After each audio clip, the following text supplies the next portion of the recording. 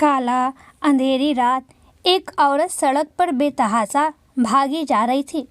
लग रहा था जैसे किसी से बचकर भाग रही हो। लेकिन इस समय, आधी रात के समय, किसका डर था उसे? किससे बचकर भाग रही थी? कोई नहीं जानता था। अचानक एक गाड़ी से टकराकर वो औरत गिर पड़ी और बेहोश हो गई। इक्का दुक्का लोग होंगे वहाँ।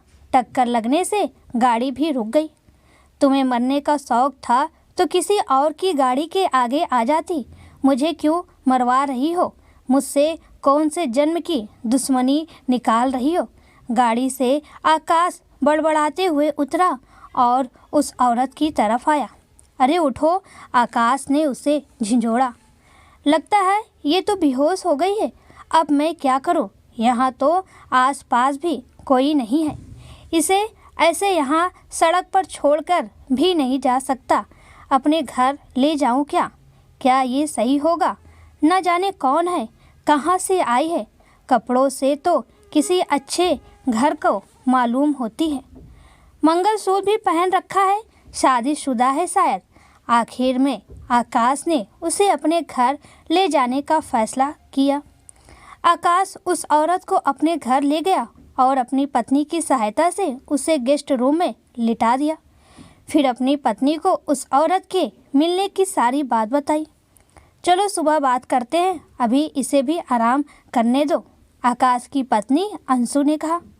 सुबह उठकर आकाश और अंशु गेस्ट रूम में आए तो वो औरत कमरे की खिड़की पर खड़ी थी। अब कैसा फील कर रही हैं आप?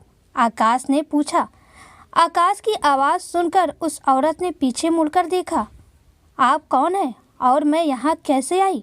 उस औरत ने पूछा। आप रात को मेरी गाड़ी से टकराकर बेहोश हो गई थी। ऐसी हालत में आपको अकेला छोड़ना सही नहीं लगा, इसलिए आपको अपने घर ले आया। यहाँ मैं और मेरी पत्नी अकेले रहते हैं। मैं आकाश और ये मेरी पत्नी अंशु। कृपया अपने बारे में बताएं। रात में आप अकेली सड़क पर कैसे? कौन है आप? आपका पता या कोई फ़ोन नंबर बता दीजिए, जिससे आपको घर वालों को बता दूं कि आप सही सलामत हैं। आकाश एक सांस में बोलता चला गया। रात की बात याद आते ही उस औरत को आंखों से आंसू बहने लगे। अंशु ने उसे पकड़कर बैठाया और पानी का गिलास पकड़ाया।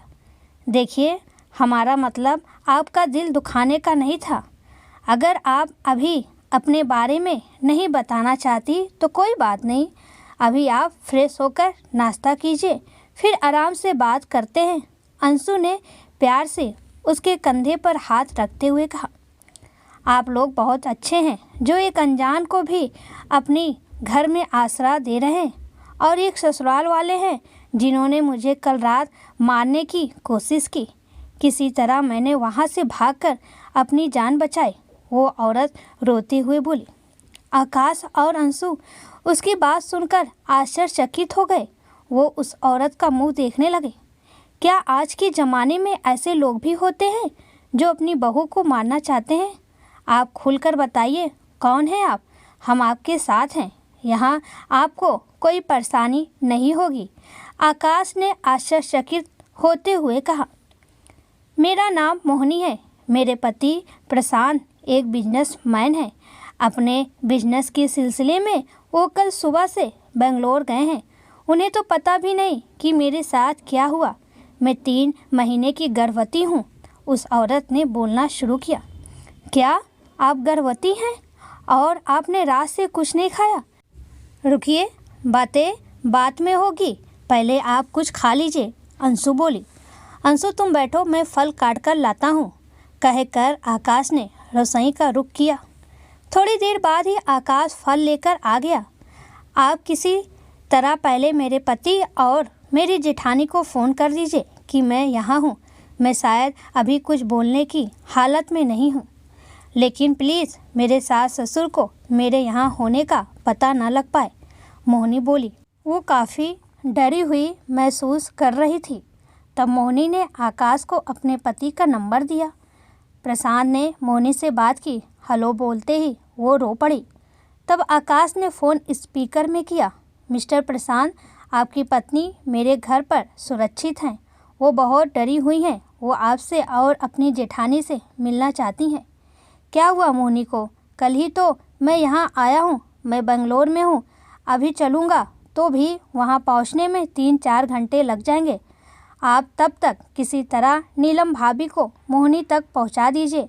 मैं आपका बहुत शुक्रगुजार रहूँगा। प्रशांत को मोहिनी की बहुत फिक्र हो रही थी। तब प्रशांत ने कहा, मैं भाभी को फ़ोन करके आपका नंबर दे देता हूँ, वो आपको कॉल कर लेगी। आकाश ने फ़ोन रख दिया और मोहिनी की जेठानी का फ़ोन आने का इंतज़ार करने लगा। कौन है ये मोहिनी? क्या हुआ है इसके साथ? ये सब प्रश्न आपके दिमाग में घूम रहे होंगे। जल्दी ही आपको आपके सवालों का जवाब मिल जाएगा। तब तक सुनते रहिए कहानी को। मुश्किल से 10 मिनट हुए होंगे। आकाश के फ़ोन पर एक अनजान नंबर से कॉल आया। आकाश ने फ़ोन उठाया। हेलो, कौन? जी, मैं मोहिनी की जेठानी नीलम बोल रही हूँ। मुझे मोहिनी से मिलना है। कहाँ है आप? नीलम की आवाज़ बहुत धीरे थी। फ़ोन स्पीकर पर था। मोहिनी ने आकाश को इशारा किया। जी, आप बताइए कहाँ मिल सकती हैं? मैं आपको लेने आ जाता हूँ। आकाश ने अपनी बात रखी। जी, मैं आधे घंटे में लिंक रोड पर होटल राजहंस के पास पहुंचकर आपको फ़ोन करती हूँ। आप मुझे वहीं मिलिए। मैंने नीले रंग की साड़ी पहन रखी है। ठीक है। सुनकर फ़ोन डिस्कनेक्ट हो गया। मोहिनी इस समय बहुत बेचैन दिख रही थी। उसके चेहरे पर डर के भाव आ जा रहे थे। आप यहाँ सुरक्षित हैं। कोई आपका कुछ नहीं बिगाड़ सकता। अगर आप कहें तो मैं पुलिस को भी बुला सकता हूँ। यहाँ का कमिश्नर मेरा दोस्त है। लेकिन मैं पहले आपसे और आपके पति से सारी बात मालूम करना चाहता हूँ, फिर देखते हैं क्या करना है।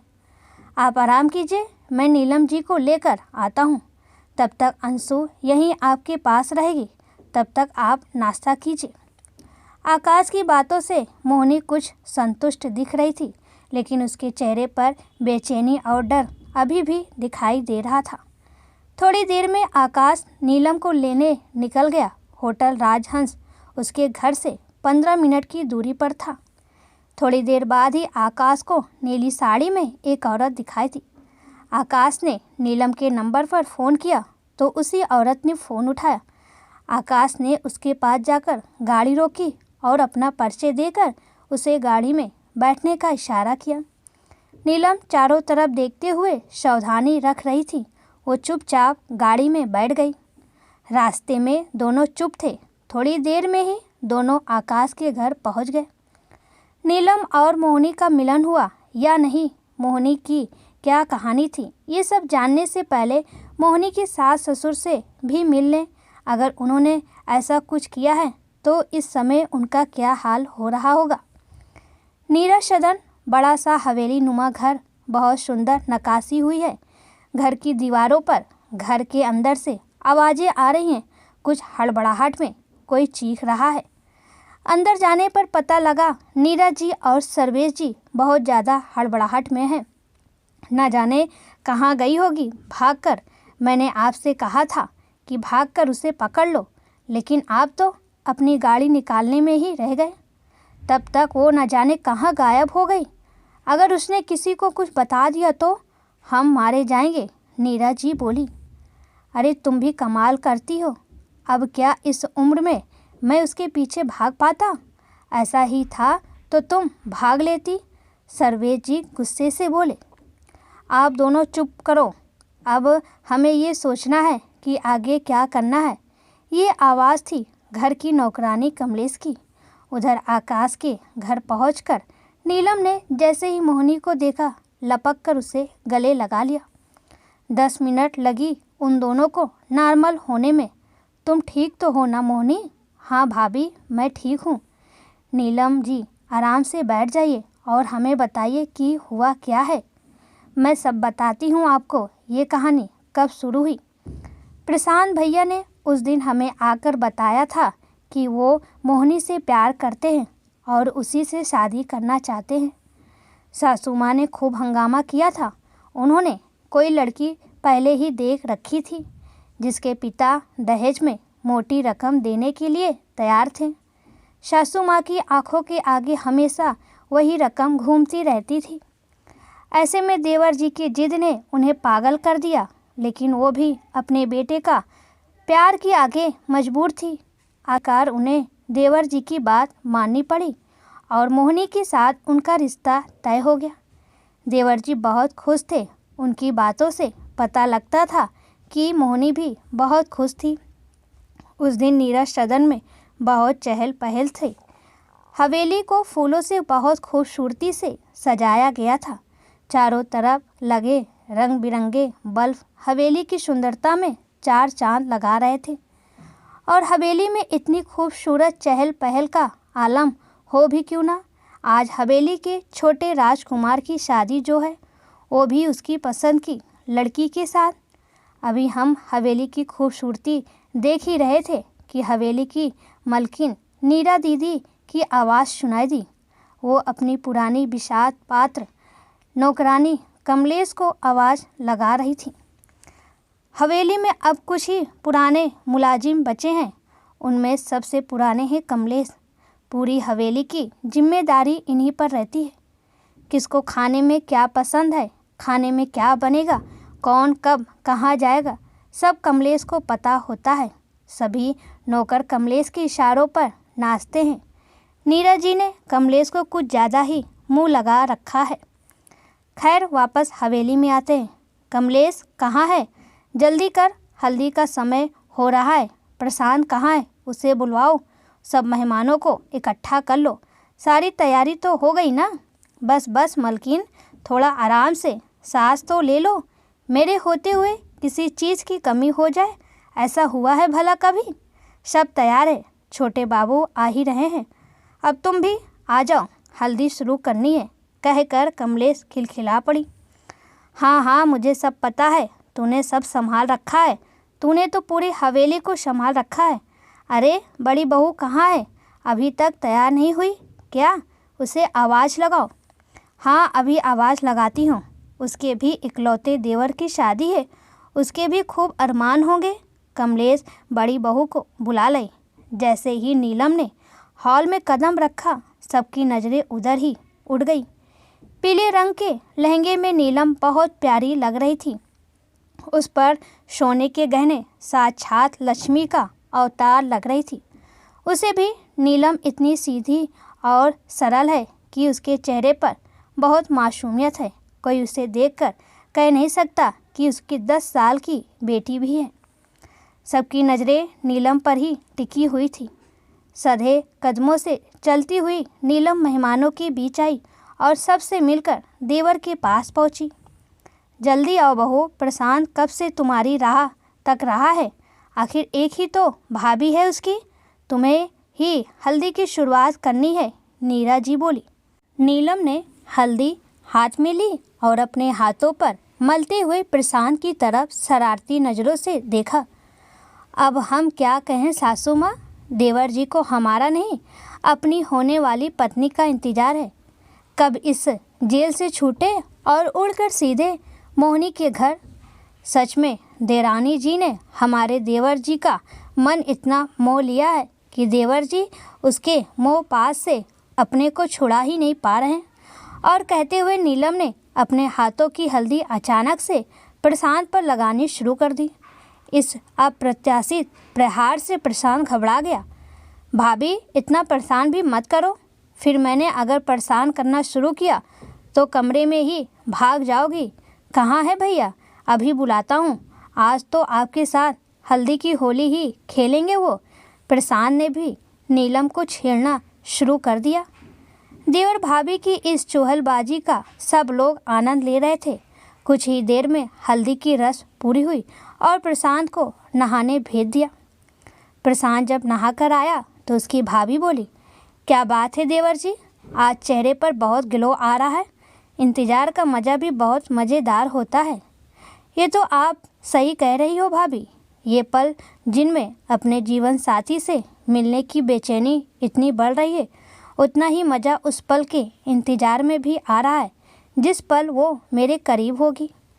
चलिए, बहुत हुई ये सब बातें, जल्दी तैयार हो जाइए और थोड़ा आराम कर लीजिए। शाम को मेहंदी की रस्म भी निभानी है। मैं आपका खाना लेकर आती हूँ, कहकर नीलम वहाँ से चली गई। रात को मेहंदी की रस्म हुई। मेहंदी के वक्त नीलम ने हरी साड़ी पहन रखी थी, जिसमें वो बहुत खूबसूरत दिख रही थी। इस समय भी नीलम अपने देवर प्रशांत को खूब छेड़ रही थी। वैसे भी देवर भाभी में बहुत बनती है। अरे बहन, देवर जी के हाथ पर हमारी देवरानी का नाम जरूर लिख देना। जब तक वो नहीं मिलती उसके नाम से ही काम चलाना पड़ेगा। क्यों देवर जी? सही है भाभी, समय आपका है, कोई मौका नहीं छोड़ रही हो आप। नीलम हंसी। देवर जी, ये समय तो सबका आता है। आपने भी तो कितना परेशान किया था हमें। अब बदला लेने का समय आया है। मेहंदी की रस्म के बाद सारे काम खत्म करके नीलम कमरे में पहुंची। बहुत थक गई थी आज वो। अभी तो कल शादी है, कल तो बहुत काम होंगे, सोचकर नीलम सोने की तैयारी करने लगी। तभी विशाल ने उसे अपनी बाहों के घेरे में ले लिया। पूरे दिन बिजलियां गिराने के बाद अब आप आराम करना चाहती हैं? ये तो नहीं हो सकता। प्लीज़ इस समय तो आप भी सो जाइए, कल बहुत काम है। लेकिन विशाल कहाँ मानने वाला था। थोड़ी देर बाद दोनों एक दूसरे की बाहों में सो गए। अगले दिन मोहिनी दुल्हन बनकर हमारे घर आ गई। घर में रस्में चल रही थी। 2 दिन बाद सारे मेहमान चले गए। तीसरे दिन मोहिनी और देवर जी को हनीमून पर जाना था। अचानक सुबह सुबह किसी की चिल्लाने की आवाज़ सुनकर हमारी आँख खुली। हम बाहर आए तो देखा मम्मी जी तेज तेज चिल्ला रही हैं। हम भी वहीं खड़े होकर सुनने लगे। मम्मी जी कह रही थी, भले ही मैंने इसकी पसंद को बहू लाने की सहमति दे दी थी, लेकिन साफ कह दिया था कि शादी हमारे खानदान के हिसाब से हो। कह दिया इसके बाप ने कि हमने खाना तो अच्छा किया था। अरे हम उनके खाने के भूखे हैं क्या? दहेज में क्या लाई? 4 साड़ी। मैंने प्रशांत से कहा था कि वो हमें नगद दे दे, हम अपनी पसंद का सामान खरीद लेंगे, लेकिन वो तो 4 साड़ी देकर लड़की को विदा करके एक तरफ हो गए। उन्होंने तो मुफ्त में हमारा लड़का फंसा लिया। प्रशांत, इसे इसके घर छोड़ कर आओ। जब लड़की घर आकर बैठ जाएगी तब अक्ल आएगी। तब देवर जी ने एक बात कहकर बात खत्म कर दी कि अब मोहिनी का घर यही है, वह कहीं नहीं जाएगी। देवर जी ने सोचा कुछ दिन में मम्मी जी नॉर्मल हो जाएंगी, लेकिन उनकी सोच गलत थी। मम्मी जी रोज़ एक नए अवतार में मोहिनी के सामने खड़ी होती, रोज़ मोहिनी को ताने देती। बड़ी बहू के घर से कितना सामान आता है। उसकी शादी को 8 साल हो गए, लेकिन अभी भी वो लोग कितना सामान देते हैं। तब मेरे मन में मोहिनी के लिए एक अपराध बोध बैठ गया कि मेरी वजह से मोहिनी को कितना सुनना पड़ता है। काश मैं उसके लिए कुछ कर सकती। जाने अनजाने उसकी वजह से मोहिनी का दिल दुख रहा था। रोज़ इसी तरह हंगामे में दिन निकल रहे थे। फिर एक दिन मोहिनी ने खुशखबरी सुनाई। अब मम्मी जी ने फरमान सुना दिया कि मोहिनी के पिता से कह दो, जो कमी शादी में की है वो अब बच्चा होने पर पूरी कर दें। उस दिन बहुत ज़्यादा लड़ाई हुई। देवर जी ने साफ कह दिया कि अगर वो अपना रवैया नहीं बदलेंगे तो मजबूरन वो मोहिनी के साथ ये घर छोड़ देंगे। उस समय तो मम्मी जी चुप हो गई, लेकिन उनके दिमाग में कुछ चल रहा था जिसका पता हमें कल रात चला।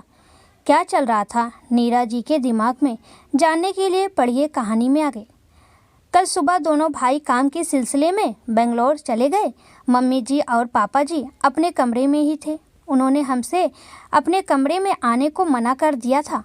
जब पूरा दिन हो गया तो मैं उनसे शाम की चाय पूछने के लिए गई, लेकिन उन्होंने दरवाज़ा खोलने से मना कर दिया।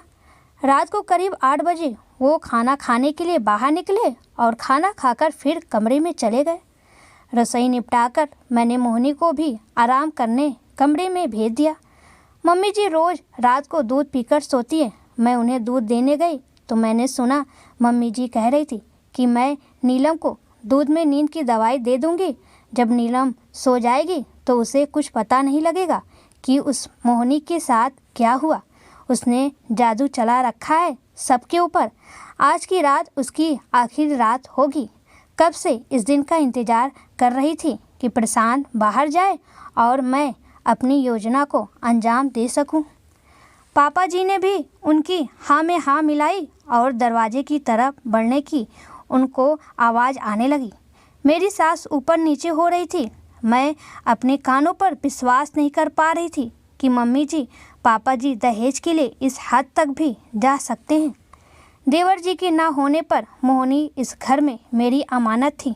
मैं जल्दी से वहाँ से हट गई और मोहिनी के कमरे में पहुँची। उसे जल्दी से सारी बात बताई। मोहिनी, हो सकता है मुझे वो दूध पीना पड़े। मैं मेन गेट का ताला खुला छोड़ दूँगी। तुम यहाँ से भाग जाना। बाहर जाकर तुम्हें कुछ न कुछ सहायता तो मिल जाएगी। मेरी बात सुनकर मोहिनी डर गई। भाभी, मैं अकेली रात को कैसे और किससे सहायता मांगूंगी? और यहाँ आप अकेली, आपको कुछ हो गया तो? मुझे कुछ नहीं होगा। उन्हें नहीं पता कि मैं उनके बारे में सब जान गई हूँ। मैं अपने कमरे में आ गई और अपनी बेटी को सुलाकर खुद भी सोने की कोशिश करने लगी। थोड़ी देर बाद कमलेश काकी मेरे कमरे में आई। बहू, अम्मा जी ने तुम्हारे लिए दूध भिजवाया है। आज तुम दूध पिए बिना कमरे में क्यों आ गई? काकी, आज मन नहीं था। आप दूध यहीं रख दीजिए, मैं थोड़ी देर में पी लूँगी। नहीं, अभी मेरे सामने ही पियो, तुम बहुत लापरवाह हो। और काकी ने मुझे ज़बरदस्ती दूध पिला दिया। थोड़ी देर में ही मेरे ऊपर गोलियों का असर होने लगा, लेकिन मुझे शांति थी कि मैंने मोहिनी को बाहर निकलने का रास्ता दिखा दिया था। नीलम के चुप होने के बाद मोहिनी ने बोलना शुरू किया। जैसे ही मैं घर से बाहर निकली, कमलेश काकी ने मुझे देख लिया। उन्होंने एकदम शोर मचा दिया। अब तो मैं और ज़्यादा डर गई। अंदर से मम्मी जी पापा जी भी निकले। अब तो मैं बेतहाशा दौड़ने लगी। काली अंधेरी रात थी, ठीक से कुछ नज़र नहीं आ रहा था। मैं बिना सोचे समझे भागी जा रही थी। तभी मैं आपकी गाड़ी से टकरा गई और उसके बाद से तो आप सब जानते ही हैं, मेरी जान का उन लोगों से खतरा है। मुझे नहीं पता था कि मेरे सास ससुर इस हद तक गिर जाएंगे। सोचा तो हमने भी नहीं था कि हमारे माँ बाप ऐसे होंगे। हमारी अनुपस्थिति में हमारी पत्नी उस घर में सुरक्षित नहीं है। प्रशांत और विशाल भी आकाश के घर एक हो गए थे। हमें पुलिस में रिपोर्ट करनी होगी। क्या आप इसके लिए तैयार हैं? सारी बात सुनकर आकाश ने कहा और प्रशांत की तरफ देखा। अपने माँ पिता के लिए ऐसा कदम उठाना किसी भी बेटे के लिए बहुत मुश्किल काम है, लेकिन ऐसा हैवानियत को रोकना पड़ेगा। हमें नहीं पता था कि हमारे ही घर में हमारे खिलाफ इतना रहस्य छुपा हुआ था, प्रशांत ने कहा। मोनी भागकर प्रशांत के गले लग गई। पिछली रात उसने जो सहा था, पति के गले से लगकर उसे सुकून मिल रहा था। आकाश ने अपने दोस्त पुलिस कमिश्नर को फ़ोन किया और उन्हें नीरज सदन पहुंचने के लिए कहा। थोड़ी देर में ही सब नीरज सदन में थे। पुलिस को देखकर नीरज जी एकदम से अपना रूप बदल कर बोली, बेटा, तेरी बीवी कल रात से गायब थी। इसके साथ मेरे गहने भी नहीं मिल रहे हैं। ये मेरे गहने चुरा कर भाग गई। कमिश्नर साहब, मुझे मेरे गहने दिलवा दीजिए। नीरज जी की बात सुनकर नीलम चिल्लाने लगी, झूठ बोलती हैं आप तो डायन निकली। अरे डायन भी साथ घर छोड़कर वार करती है। आपने तो अपने बेटे बहू की ज़िंदगी ही खराब करने की कसम उठा ली थी। आप इतना नीचे भी गिर सकती हैं, मैं सोच भी नहीं सकती थी। इतनी देर में एक सिपाही प्रशांत के साथ जाकर नीरज जी के कमरे में जाकर उनकी अलमारी से गहनों का पोटली उठा लाया। माँ के गहने इधर हैं कमिश्नर साहब। नीरज जी गुस्से से प्रशांत की तरफ देख रही थी। अपना बेटा ही अपने खिलाफ खड़ा हो जाएगा, उन्हें उम्मीद ना थी। तब कमिश्नर साहब ने मोहिनी को अंदर बुलाया। अब आप क्या कहना चाहती हैं? आपकी बहू ये रही और गहने तो इसके पास नहीं थे। इससे पूछिए रात भर किसके साथ बिताकर आ रही है, मेरे बेटे को धोखा दे रही है। नीरज जी लगातार झूठ पर झूठ बोले जा रही थी। कमिश्नर साहब, मम्मी जी के सीधे हाथ पर दांतों के निशान है, उनसे पूछिए वो उनके हाथ पर कैसे आए। मोहिनी की आवाज़ गूंजी तो सब लोग नीरा का हाथ देखने लगे। सही में उनके हाथ पर किसी के दांतों के निशान थे। ये तो बहुत पुराना है। नीरा जी ने निशान को छिपाने की कोशिश की। झूठ मत बोलिए मम्मी जी, रात को भागते समय जब आपने मुझे पकड़ने की कोशिश की थी तब मैंने आपके हाथ पर काटा था। तब आप गिर गई थी तो आपके पैर में भी चोट होगी। सच सच बताइए नीरज जी, क्या हुआ था कल रात को? कमिश्नर साहब ने तेज आवाज़ में कहा तो नीरज जी की घिघी बंद गई। वो कोई प्रोफेशनल मुजरिम तो थी नहीं। पुलिस के डर से जल्द ही अपने हथियार डाल दिए।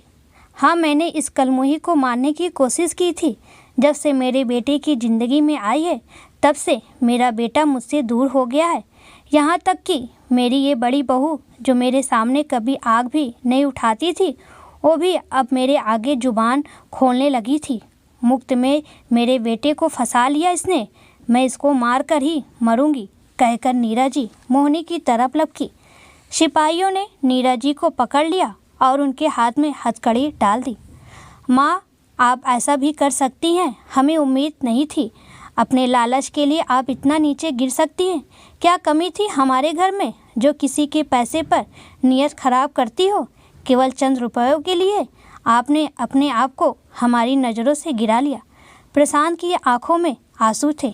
नीरज जी का सिर झुका हुआ था। कमिश्नर साहब नीरज जी और उनके पति को गिरफ्तार करके ले गए। दोस्तों, दहेज के लिए नीरज जी ने अपना हंसता खेलता घर बर्बाद कर लिया। क्या ये सही था? इस तरह की कहानियाँ हमें सोचने के लिए मजबूर कर देती है। क्या इसलिए हम बच्चे पैदा करके उन्हें पढ़ाते हैं? आप अपनी प्रतिक्रिया कमेंट में ज़रूर बताएं।